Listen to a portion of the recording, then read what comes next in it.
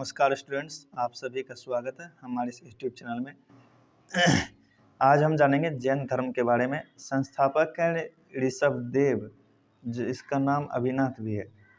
21वें गुरु हैं नेमिनाथ जी। 22वें गुरु हैं अरिष्ट नेमि। केवल 23वें एवं 24वें गुरु की ऐतिहासिक जानकारियाँ मिलती है। 23वें गुरु है पार्श्वनाथ जी और उनके पिता हैं अश्वेन सेन। उसके बाद ये काशी के राजा थे, ठीक है। माता का नाम वामा। पार्श्वनाथ जी को समेद नामक पर्वत पर ज्ञान की प्राप्ति हुई।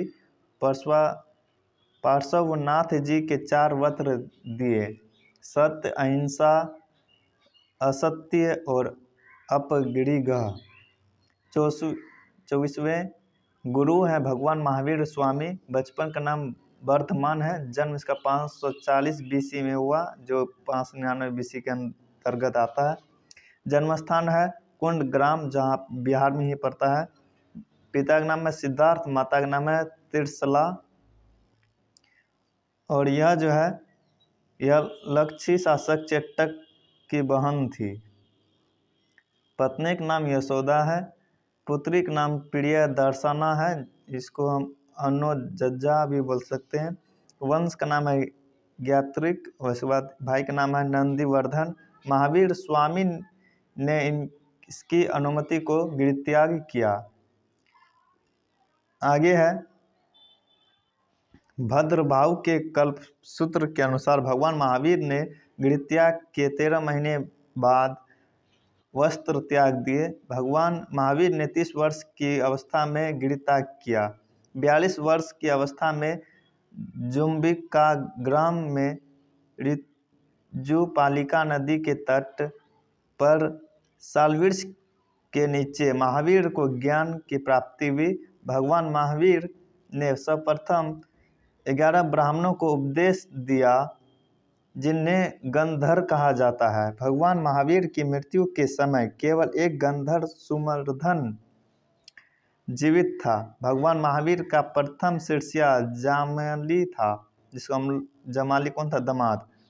भगवान महावीर के विरुद्ध पहला विद्रोह जमाली ने किया था और भगवान महावीर के विरुद्ध दूसरा विद्रोह तीसगुप्त ने किया है।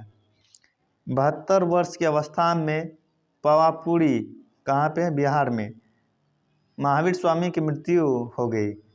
और शिक्षाएं इसके हैं। भगवान महावीर ने 5वां वस्त्र ब्रह्मचर्य दिया। भगवान महावीर ने व्रतों को 2 भागों में विभाजित किया। अनुव्रत गृहस्थ आम आदमी थे और महाव्रत मुनि थे। ज्ञान के प्रकार है मति, इंद्रिय जनित ज्ञान पशुओं को भी होता है। श्रुति, सुनकर होने वाले ज्ञान। अवधि, दूर देश का ज्ञान। मन पर किसी मन के बात को जान लेना। केवल अंतिम एवं संपूर्ण ज्ञान। यह केवल तीर्थकारों को होता है। जीव चेतन तत्व व आत्मा है। पुद्गल है। जैन दर्शन में जड़ तत्व को पुद्गल कहा गया है। बंधन है। जब कर्म पुद्गल जीव से चिपक जाते हैं तो जीव बंधन पड़ जाता है। आगे है आश्रव, कम पुद्गलों को जीव की तरफ होने वाला प्रभाव। जीव की तरफ होने वाले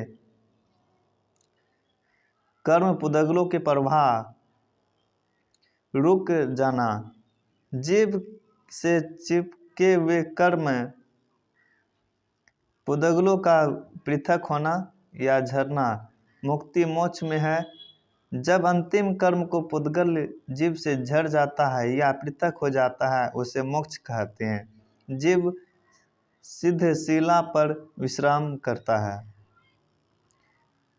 जैन दर्शन के अनुसार जीव में अनंत चतुष्टय प्राप्त हो जाते हैं। अनंत ज्ञान, अनंत दर्शन, अनंत वीर्य बल, अनंत आनंद। और आगे है त्रिरत्न, सम्यक ज्ञान, सम्यक दर्शन और सम्यक आचरण, जिसको हम लोग चरित्र भी बोलते हैं। और अनेकांतवाद है, यह जैन दर्शन का तत्व मीमांसीय सिद्धांत है। इस जगत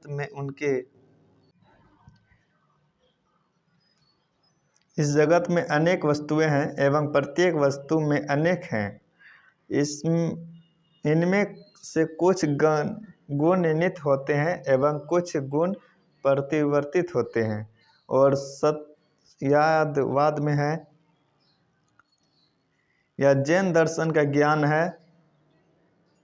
ज्ञान मीमांसीय सिद्धांत है। जैन दर्शन के अनुसार इस जगत में अनेक वस्तुएं हैं, प्रत्येक वस्तु में अनेक गुण हैं। हमारी बुद्धि न तो जगत की सभी वस्तुओं को पहचान सकती है एवं न ही एक वस्तु के सभी गुणों को पहचान सकती है। यह बुद्धि सापेक्षता का सिद्धांत है। ठीक है, आप लोग सुन के भी याद कर सकते हैं। चलिए आगे देखते हैं। हमारा ज्ञान सदैव देश काल परिस्थिति के सापेक्ष होता है। जैन धर्म में इसे 7 जमनाथ के उदाहरण द्वारा समझा गया है। जैन धर्म कर्मफल एवं पुनर्जन्म में विश्वास करता है। जैन धर्म के अनुसार प्रत्येक वस्तु में आत्मा होती है। एक शरीर में एक से अधिक आत्माएं भी हो सकती है। जैन संगीतियाँ कुछ इस प्रकार लिखा हुआ है, देख सकते हैं। 1998 BC में चंद्रगुप्त मौर्य के द्वारा पाटलिपुत्र में और स्थूलभद्र जो उपाध्यक्ष हैं भद्रबाहु लिखे हैं। 512 AD में वल्लभी देवार्धी क्षमा सामरन प्रथम संगीत है। जैन धर्म 2 शाखाओं में विभाजित हो गया, दिगंबर और श्वेतांबर। तो दिगंबर का पॉइंट है, भद्रबाहु के अनुयायी रूढ़िवादी मोक्ष प्राप्ति हेतु वस्त्र त्यागना आवश्यक है। महिलाओं को इस जीवन में मोक्ष संभव नहीं है। भगवान महावीर अविवाहित थे, आगम साहित्य के प्रामाणिक नहीं मानते। और श्वेतांबर का है, स्थूलभद्र के अनुयायी सुधारवादी मोक्ष प्राप्ति हेतु वस्त्र त्यागना आवश्यक नहीं है। महिलाओं को इस जीवन में मोक्ष संभव है। भगवान महावीर विवाहित थे, 96 आगम को प्रामाणिक मानते हैं। और दिगंबर को 3 भाग में बांटा गया है, विषपंथी, तारापंथी, थेरापंथी। और श्वेतांबर को भी 3 भागों में बांटा गया है, जिनका पुजेरा या मंदिर मार्गी भी बोल सकते हैं, ढंढीरा या स्थानकवासी भी बोल सकते हैं, और तेरापंथी भी बोल सकते हैं। और द्वितीय संगीत है, आगम साहित्य का संकलन किया गया। जैन धर्म का योगदान क्या है? जैनों एक सरल एवं आडंबर विहीन धर्म है। जैनों ने धार्मिक आडंबरों, कर्मकांड, अंधविश्वासों, वर्ण व्यवस्था आदि का विरोध किया। जैनों ने नैतिक मूल्यों पर अत्यधिक बल दिया। सत्य और अहिंसा है इसका एग्जाम्पल, जिससे समाज का नैतिक उत्थान हुआ। जैनों ने शैवाद जैसा व्यवहारिक दर्शन दिया। स्थापत्य कला में योगदान भी दिए हैं। गंगा शासक चामुंडराय ने श्रवण बेलागोल में महाबली की मूर्ति का निर्माण करवाया, जहाँ कर्नाटक में है ये। रनकपुर एवं देलवाड़ा में सुंदर मंदिरों का निर्माण करवाया गया। मथुरा एवं अमरवाती शैलियों में जैन धर्म से संबंधित मूर्तियों का निर्माण करवाया। बाघ व एलोवेरा की गुफाओं से जैन धर्म से संबंधित चित्र मिलते हैं। जैनों ने शिक्षा के केंद्रों को विकसित किया, जिन्हें उपसारा कहा जाता है। जैनों ने आर्थिक सुधार किए, जिससे अर्थव्यवस्था विकसित हुई। जैन धर्म और बौद्ध धर्म में समानताएं इस प्रकार है, दोनों अनिश्वरवादी दर्शन है, दोनों नास्तिक दर्शन है, वेदों को स्वीकार नहीं करते, दोनों कर्मफल सिद्धांत एवं पुनर्जन्म को मानते हैं, दोनों धार्मिक आडंबरों एवं सामाजिक असमानता का विरोध करते हैं, दोनों के संस्थापक क्षत्रिय राजकुमार थे। दोनों ने आर्थिक सुधार किए, दोनों ने नैतिक मूल्यों पर अत्यधिक बल दिया। जैन धर्म एवं बौद्ध धर्म में असमानताएं इस प्रकार है, इसे दो भाग में बांटा गया है, जैन धर्म और बौद्ध धर्म। तो हम लोग पहले जैन धर्म के बारे में पढ़ते हैं, तब हम लोग बौद्ध धर्म के बारे में पढ़ेंगे। तो जैन धर्म का है, अतिवाद या कठोरवाद में विश्वास करते हैं, अहिंसा में पूर्णतः विश्वास करते हैं, मोक्ष की व्याख्या करते हैं, नित्य एवं अनित्यवाद में विश्वास करते हैं, नित्य आत्मा में विश्वास करते हैं। इसका विस्तार केवल भारत में हुआ।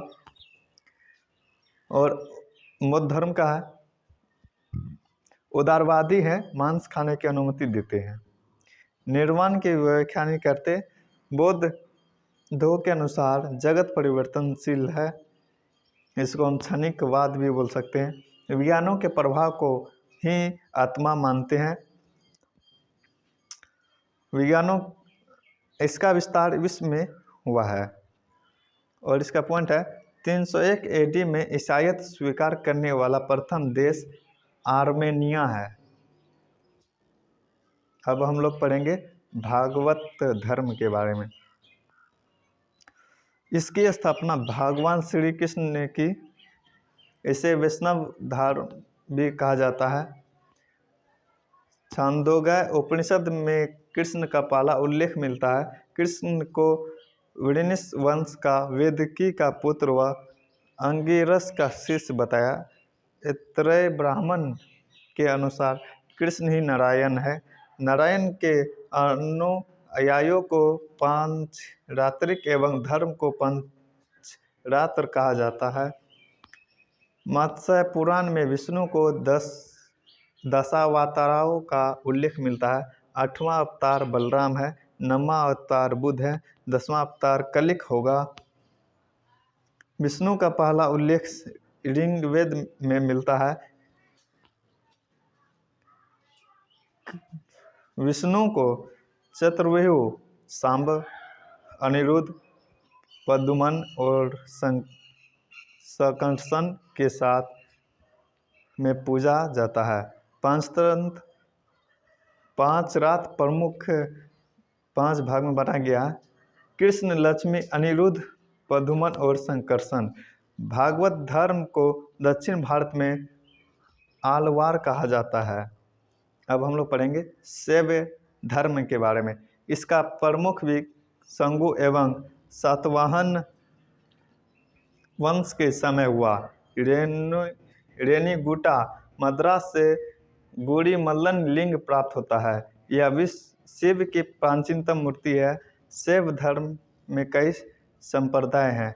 पशुपात संप्रदाय प्राचीन संप्रदाय, इसके संस्थापक हैं लकुलिश। ग्रंथ है पाशुपत सूत्र।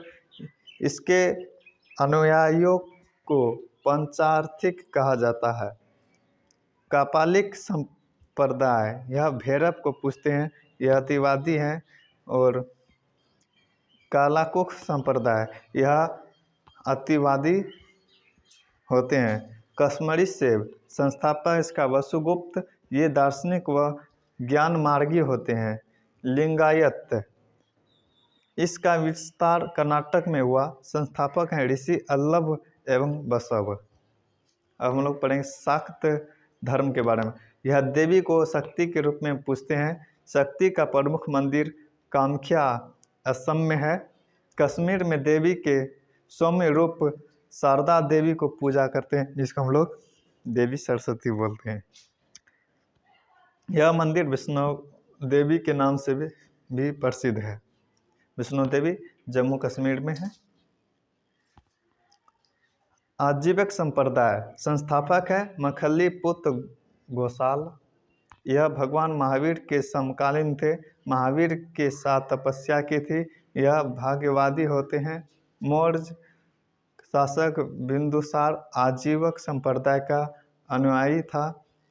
संदेहवादी संप्रदाय के संस्थापक है संजय बेलपुत्र। उच्छेदवादी हैं अजित केश कंबलिन। आक्रमकवादी हैं पूरन कश्यम। अब हम लोग पढ़ेंगे फारस आक्रमण के बारे में। तो इस का हखामनी वंश शासक है डेरियस दारा और दार या बहु। समय इसका 520 से 515 एडी के बीच या 518 BC के बीच। डेरियस ने सिंध के आसपास के इलाकों को विजित कर लिया था एवं उसे अपना 20वीं प्रांत बनाया।